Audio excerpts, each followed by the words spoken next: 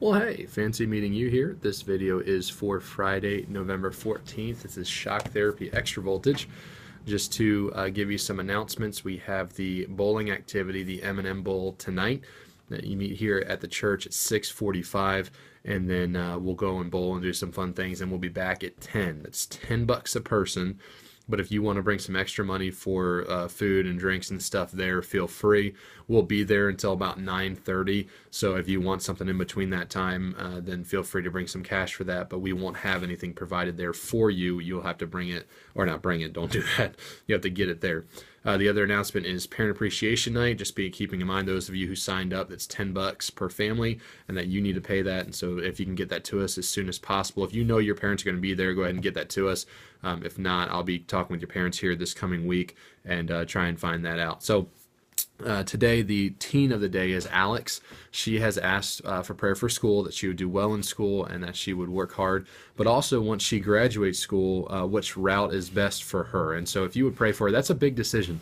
When you become a senior and you have to decide, now what do I do once I have that diploma in hand and I walk off the stage, now what do I do? Now where do I go? That's a big decision. So pray for her that she would make the right decision, that she'd follow the Lord's leading, and just let her know today that you're praying for her. The other thing that you're going to notice is I am not in my office. That you're going to be like, this looks oddly familiar with the whole windows behind, but it looks oddly different. Well, I'm in Pastor Matt's office today, just because what I figured, if I sat in here, maybe, just maybe, some of his wisdom would just dawn on me or something.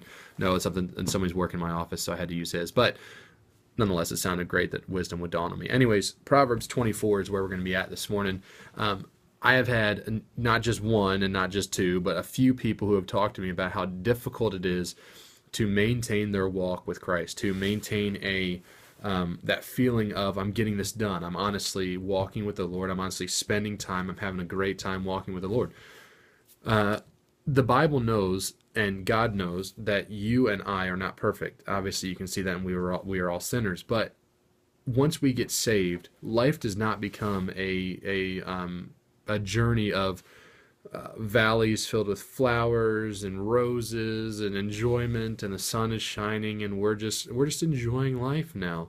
That's not actually promised to us. Actually, the opposite is promised to us. If we talk about Luke 9:23 all the time, if we're going to follow Christ, we have to take up our cross daily. That's not an easy thing, and follow Him. So life is not meant to be easy. However, we are sinners. We're going to fall. We're going to fail Christ. But here's the thing I want to focus on today.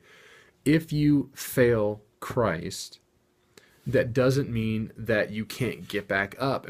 In fact, Proverbs 24:16 says, "For a just man falleth 7 times and riseth up again, but the wicked shall fall into mischief." Think about the last time you saw somebody trip and fall around you.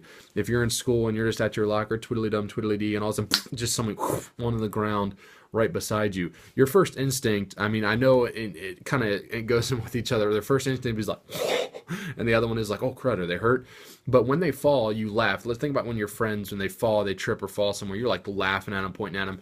But if they don't get back up, there's a problem. Like, if they're like, poof, on the ground, you're like, oh, it's hilarious. All right. Tom, wake up. You start to freak out if they don't get back up. Well, the same thing spiritually is going to happen. People are always going to trip and fall. There's always going to be something in your life that's going to come and you're onto the ground spiritually because you fell over whatever it was placed in front of you. But the problem becomes when you don't get back up. The falling is expected. We're sinners. We are going to fall at some point. The problem is, and the fact that we know something's wrong, is when the person's not getting up and going. Because a just man falleth 7 times and riseth up again. He's going to get up and then keep walking. Yeah, he's going to trip again, but then he's going to get up again. But the wicked fall into mischief. In other words, they lay there, they stay on the ground and decide to wallow in that instead of getting back up and moving forward. My challenge for you today is, today may be a mountaintop. You may be on top of the mountain looking down and go, man, this is great. I'm following Christ and everything's perfect. Or you may be in the valley where everything seems like it's going wrong. You're struggling with everything.